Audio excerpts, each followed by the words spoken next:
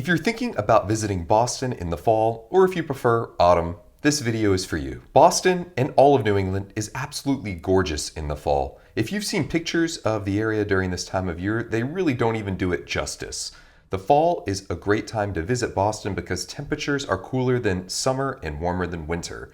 Additionally, you won't have to fight the summer crowds for sidewalk real estate. Furthermore, Boston seems to have a very special charm during autumn. It's a cozy experience. But first, we express our love for Boston through apparel and accessories. Check out our Etsy store linked in the description for more. Now let's dive into the best things to do in Boston in the fall. One of the most fun activities to do in Boston in the fall is to go apple picking. Seriously, what's a better way to really get in tune with the fall season and enjoy the sights, sounds, and even taste of a stereotypical autumn? The way these places usually work is that you pay something like $20 or $30 for a bag and get to fill it with all of the apples that you want right off of the tree. You'll have way more apples than you really need, and you'll be primed to make some killer apple pies. Apple picking makes for great photos too. The natural fall lighting and the color of the trees and the autumn attire combine for fantastic photos for you. Good luck finding a more picturesque activity. Some of the best spots in Boston that I've found for apple picking are Honeypot Hill Orchards, Belkin Family Farm, and Russell Orchards. There are more in the area, so do your own research. Obviously, most of these spots aren't in the middle of the city, so how do you get there? Renting a car is probably your best option. I wish there was an orchard near Boston's public transportation, but that's just not the case. If there is one that you can take a train to, let me know in the comments. The fall colors in all of New England are so beautiful, and there are a few ways to take it all in. First, consider enjoying the fall foliage by car. Colors can get even better if you go further out into New England, depending on the time of year. Color maps are provided by weather stations, so you can plot out where in New England has the best colors each day, depending on how things look when you arrive. It can be tough if you're planning a trip in August to figure out exactly when peak leaf season will be in Boston. To get further out, you need to rent a car for the day. There are locations for car rentals at the airport and around the city. Going into Vermont, New Hampshire, or Maine can provide you with breathtaking colors. Drive to where the weather station recommends and prepare for wonderful views while in the comfort of an air-conditioned car. Note, be prepared to keep your head on a swivel while driving around Boston. It's not bad once you get outside of the city, but while you're in Boston proper, you will need to be on the lookout for affectionately named massholes on the road. If you want to really be one with nature, a walk or hike through the fall foliage might be the best option for you. If you aren't the most outdoorsy person, you could simply walk around the city of Boston and the Emerald Necklace to see changing colors of the trees clash with the red brick and brownstones of Boston's neighborhoods. You'll never be far from coffee, bookstores, and food. Boston is an incredibly walkable city and fairly small, so you would also likely walk past some famous tourist spots while you're viewing everything autumn in Boston. Two birds with one stone. If you do enjoy getting out a bit more, check out one of the many parks and trails in the greater Boston area. I recommend Blue Hills Reservation. It's not super far from the city, and again, you'd probably need to rent a car if you wanted to go here. Another fun way to take in all of the foliage is to take a foliage boat tour. Tours run down the famous Charles River. All you have to do is sit back, relax, and let the boat take you down the river. The con of this option is that if the colors are not at their peak on the Charles River at the time of your tour, then you might not get the greatest colors as opposed to driving to where you know peak fall colors are at. However, Charles River foliage tours are reasonably priced and leave from locations closer to downtown and near public transportation, so you won't have to do a ton of work with this option. Whether or not your tour has drinks or food will depend on the tour, so just make sure you know that before you go. Regardless of how you choose to view the foliage, I highly recommend taking the time to enjoy the color of a New England autumn. Next, in fall, especially October, one of the most popular places you can visit in Boston is Salem. Salem is famous for the Salem witch trials. Historical sites in the city include the Salem Witch Trials Memorial, the Witch House, and the Salem Witch Museum. The memorial is a park dedicated to the memory of those who were falsely accused and killed during the witch trials, featuring a witch memorial wall that lists the name of all known victims who were not in fact witches. The area has been made even more famous by the movie Hocus Pocus, and most of the movie was filmed here, so you can view all of the filming locations today. There's even a Hocus Pocus walking tour. If witch history, a ghost tour, or shopping aren't really your thing, you can always check out the scenery that Salem has to offer. Salem has an underrated harbor and marina, so while your friends get spooked, you can take a boat ride to enjoy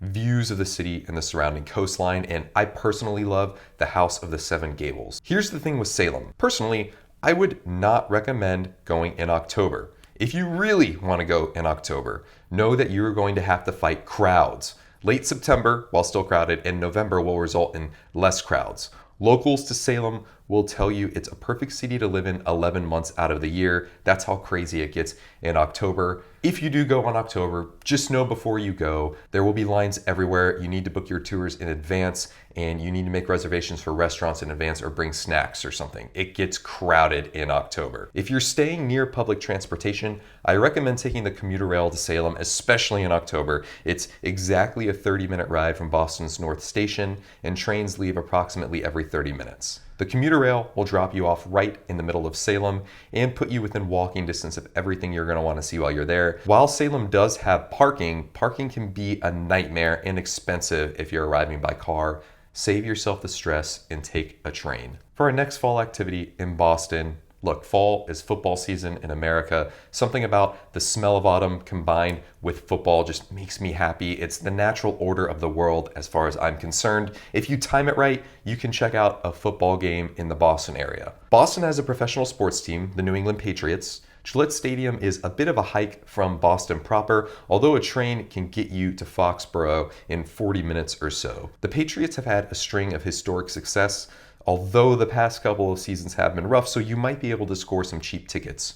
Games are almost always on Sundays and only occur once a week, and half the games are away, so you're going to need to plan ahead to make sure that the Patriots are in town when you're actually going to be in Boston. Boston also has a couple of college football teams. Boston College is the largest program in the area, and their stadium is a short walk from the Green Line.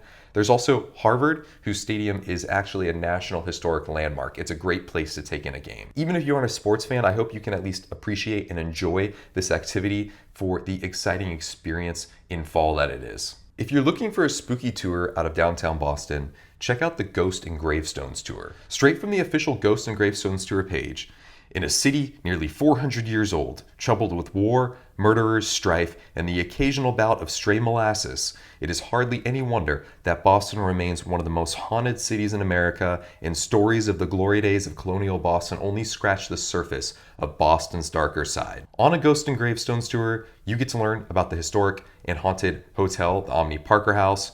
You'll hear about the gruesome saga of the Boston Strangler and see where his final victim breathed her last. You'll also see 2 of 3 of Boston's oldest burial grounds. Depending on the day, you'll either see 2 of Copp's Hill Burying Ground, the Granary Burying Ground, and King's Chapel Burying Ground. Tours run on rainy nights as well, so pack accordingly, and look, the bus stops, you might walk, wear comfortable shoes. For our last activity for fall in Boston, look, sometimes the weather in autumn is less than desirable and you just want to be inside. The good news is that Boston has plenty of fantastic museums, especially on public transportation. First is the Museum of Science. The Museum of Science is a top destination for anyone interested in a mix of science, technology, engineering, and natural history. It features hands-on interactive exhibits, a planetarium, and an IMAX theater, and a wide range of exhibits on life sciences and even math and computational sciences. It's a perfect place for families as it blends education and entertainment seamlessly. The Museum of Science is a very short walk from the Science Park West End stop of the Green Line. If you're driving in from out of town, there's also a decent-sized parking garage at the museum. Another museum in the area is the Museum of Fine Arts. The Museum of Fine Arts is one of the largest art museums in the US with an expansive collection spanning thousands of years and cultures. Highlights include Egyptian artifacts, European masterpieces such as works by Monet and Van Gogh, and some contemporary art too. Right down the street from the Museum of Fine Arts is the Isabella Stewart Gardner Museum. This museum is known for its intimate, immersive experience. It's housed in a Venetian-style palace